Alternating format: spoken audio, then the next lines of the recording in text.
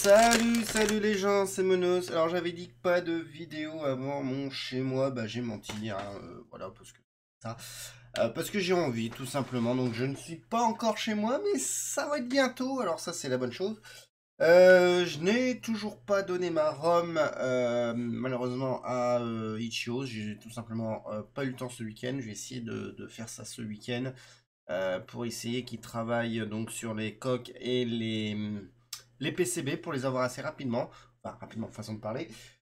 J'ai envie de partager avec vous deux trucs. En fait, c'est pour ça que je fais un petit peu cette vidéo. Première chose, c'est que j'ai reçu dans ma boîte aux lettres hier, tout simplement, les éditions physiques des deux Front-End. Je vais appeler ça des Front-End. Préférés. Alors il y en a qui n'aiment pas Cloranto. Moi j'aime bien Cloranto, enfin j'aime bien leur gamme de logiciels de front-end. Ce qui est tout simplement donc le fameux C64 Forever, qui est tout simplement l'émulateur. C'est Vice, hein. On va dire ouais mais Vice c'est gratuit, pourquoi t'achètes ça? Et ben j'achète ça parce que c'est de l'officiel. Voilà, j'aime bien ce côté officiel. Il y a les droits de toutes les machines du Commodore 64, enfin de Commodore, du Commodore 88. Bon, j'ai déjà installé, donc j'ai pas besoin de réinstaller ce qu'il y a à l'intérieur. Mais voilà, moi je conseille toujours d'acheter ça et au moins c'est peinard. Et puis bien sûr son grand frère qui est Amiga Forever. Alors c'est toujours Win UAE, donc on n'est pas obligé d'acheter ça pour faire de l'émulation d'Amiga. Mais moi j'aime bien, et encore une fois, pour ceux qui débutent, on peut acheter ça et il y a tous les Kickstarter en officiel, donc vous avez des licences officielles d'utilisation. Maintenant chacun fait ce qu'il veut. Voilà. Chacun fait ce qu'il veut. Voilà, j'ai pas de trucs de conseils à donner là-dessus. Moi, j'aime bien. Alors, je suis un petit peu déçu quand même par rapport à l'édition 8 ou l'édition que j'avais juste avant. Je trouve pas qu'il y ait une grande avancée où j'ai pas bien regardé de ces deux petites choses ici.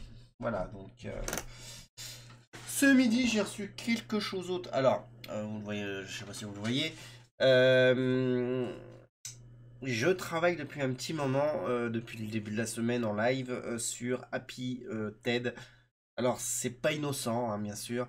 J'ai un Commodore C16 à la maison, enfin dans mes cartons qui sont dans une autre chambre.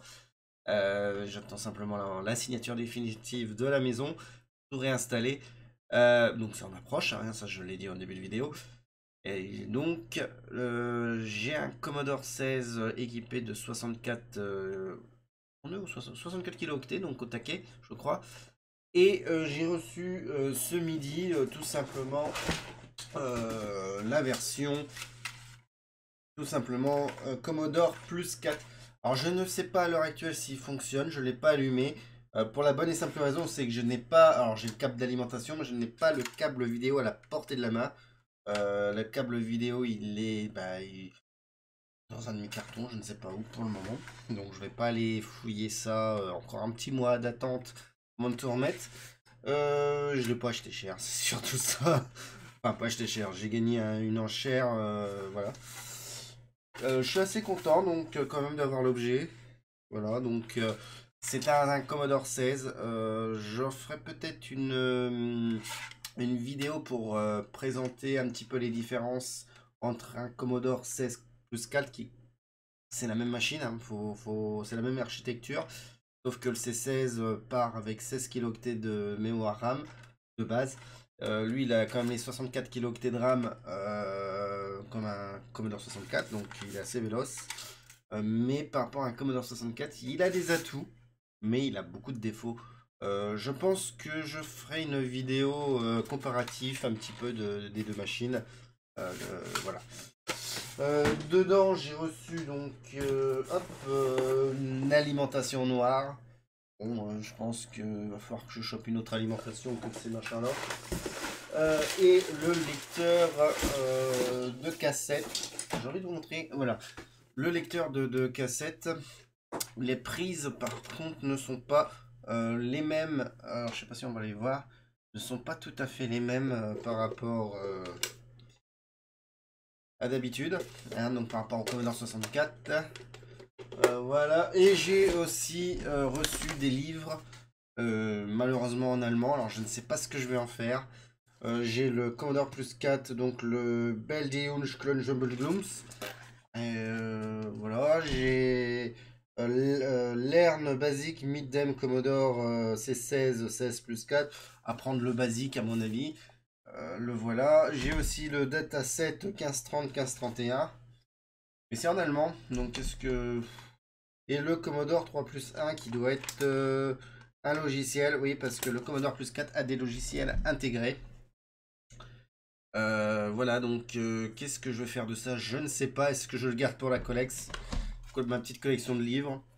Est-ce que ça va partir à l'échange? Peut-être à l'échange, je verrai bien si ça intéresse des gens de m'échanger contre des livres français du Commodore 64 qu'ils ont en double, pourquoi pas. Bon, pour le moment, je ne sais pas encore ce que je vais faire, mais ça peut être une possibilité. J'ai reçu des jeux aussi, donc j'ai reçu le Commodore 16 Phrenesis. Voilà, j'ai reçu Fury, Fearbird. Alors, je ne connais pas du tout, hein, c'est des cassettes, je ne sais pas si les cassettes fonctionnent. Gold Rush. Alarme Record de Frontline Promo MC. Une cassette promo. Bon. Peut-être des jeux, je ne sais pas ce qu'il y a dedans. Liberator. Voilà, hein, Liberator. J'adore Runner. J'adore les jaquettes, franchement. Je kiffe. Ça, j'en parlerai, mais je kiffe ces petites jaquettes comme Gold Rush, Runner, Panic d'Atlantis. Voilà, je sais pas de boîtier. Killaped. Et enterrement USA. Ah d'accord, vidéo poker. Ok, bon d'accord. Voilà, j'ai pas plus de trucs. Voilà.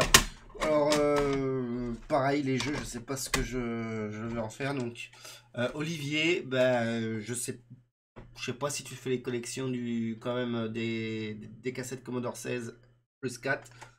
Je peux te dire que bon, ça tourne pas sur un Commodore 64, hein, c'est deux machines qui ne sont pas compatibles. Mais si ça t'intéresse, pourquoi pas, hein. Franchement, si t'as quelque chose, moi j'en serais ravi. Voilà, donc parce que moi les jeux, je suis pas collectionneur de jeux, hein, c'est pas ça qui m'intéresse dans le rétro. Pas collectionneur de jeux d'antan, hein.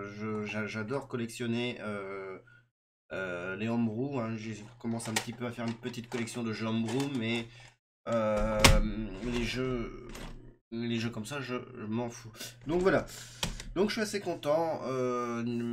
Si la machine fonctionne, j'ai regardé, ça ferait ma 78e machine fonctionnelle différente. Alors, si je mets les doublons, je dois être à plus de 100. Va falloir que je case pardon, tout ça, donc je suis assez content. Va falloir vraiment que je le teste. Ça me démange, façon de parler. Voilà.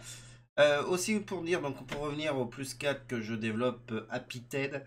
Alors pourquoi TED? Parce que le Commodore plus 4 et le C16 pour faire simple, il y a une puce qui fait tout, qui s'appelle TED, qui réunit graphisme et musique. Enfin, musique. Donc Happy TED, c'était un beau nom qui me plaisait très bien. À l'heure actuelle, donc, on peut aller gérer les backgrounds, enfin les couleurs de background, le border, on peut ajouter un caractère. J'ai compris comment faire le pointeur de tiles. Alors pour ceux qui me suivent un peu sur Commodore C60, sur API C64, savent que bon, le Commodore 64, faut jouer beaucoup de pointeurs pour bien replacer les parties de la mémoire correctement. Au niveau du C16 et du 4 il y a toujours cette histoire de banque. Ah, j'ai pas saisi tout, j'ai pas encore saisi les nuances. Il y a aussi du kernel, il y a aussi de la ROM basique haute, de la ROM basique basse. Bref, c'est un peu pour le moment un peu le bordel. Mais il y a quand même une bonne partie libre au basique qui était supérieure au C64 qui peut sans vraiment trafiquer les banques de données, y avoir accès. Donc pour débuter, ça peut être franchement sympathique. Alors je parlais un peu des différences. Bon, la différence par rapport au Commodore 64, en gros, il y a deux différences majeures. C'est qu'il n'y a pas de sprite de machine, donc on s'approche du VIC-20. C'est un VIC-20 amélioré, j'ai envie de dire. Et on n'a pas le SID, donc la musique, elle est très très pauvre. C'est que deux voix, je crois. Non, une voix qui peut être transformée en bruit. Alors, hein, c'est un ordinateur qui a été fait pour travailler dessus et pas pour jouer. Donc, il y a un mode caractère qui est un peu plus évolué qui permet de flasher nos caractères. Enfin, nos tiles, ils peuvent être en mode flash. Et on a aussi, hmm, en gros, c'est 128 teintes si je dis pas de conneries, dans 111 pour être exact. Voilà, donc par rapport au 16 du Commodore 64. Sinon, le reste, c'est toujours la screen ROM, la color RAM. Ça marche pareil au niveau graphisme, enfin, dans l'idée de base. Voilà. Normalement, avec Apited, les programmes écrits en Apited devraient fonctionner avec une petite modification très simple sur le Commodore 64.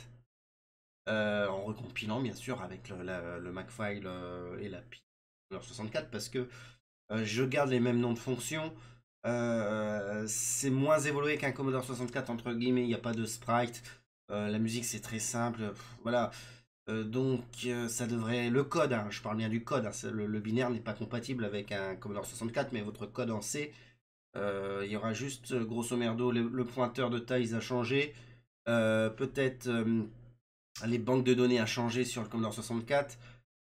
Modifier les couleurs, parce que là, je peux pas faire de passerelle. Je n'ai pas encore trouvé comment faire les passerelles, je vais pas chercher. Parce qu'on n'a pas la même palette.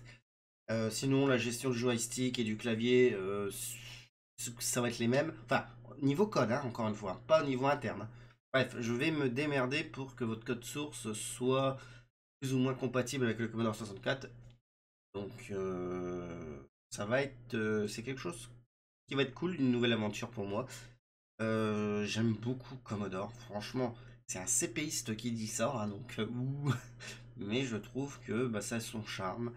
Je compte aussi attaquer le 128 assez bientôt. J'aimerais bien mettre les mains dans le 128, mais pas en mode C64. Ça sert à rien de se mettre en mode 64. Il y a l'API qui existe. Mais en mode 128 pour aller taper la mémoire en plus et 64 kilooctets de la mémoire en plus. Et là, je crois que c'est pas du DMA comme une extension qu'on fout dans le 64, hein. Quand on fout une extension dans le 64, c'est du DMA en fait. C'est ton 64, ton extension de mémoire, c'est une mémoire en plus. Et on copie, on colle, on copie, etc. Alors que sur le 128, je crois, ça, mais il me semble que c'est du bank switching. On revient un peu plus au niveau console et compagnie. Bon, ça, on verra bien au moment venu. Voilà. Je vais pas aller plus loin, donc je pense que c'est pas mal. Je suis content de refaire une vidéo face cam. Ah, c'est très très plaisir. Cette fois-ci, il y aura du son. Eric, la dernière fois, j'ai un peu loupé le truc. Bon, c'est pas bien méchant. Je sais même pas ce que je voulais dire. Voilà. Donc, j'up et puis, bah, une prochaine. Oui, l'éclairage est quand même assez dégueu, mais je peux rien là. Cette fois-ci, je ne peux pas faire grand-chose. Et j'ai toujours... ah, il n'y a pas la lumière qui vient sur mon dos. Allez, gros bisous. Et puis, bah, moi, je vous dis à bientôt pour de nouvelles aventures du bazar de Monos. Et faire un meilleur environnement et augmenter un peu la qualité des vidéos, j'espère. On va tout faire pour faire ça. Gros bisous à tout le monde et peut-être à demain matin pour un live. Ou pas. Bisous.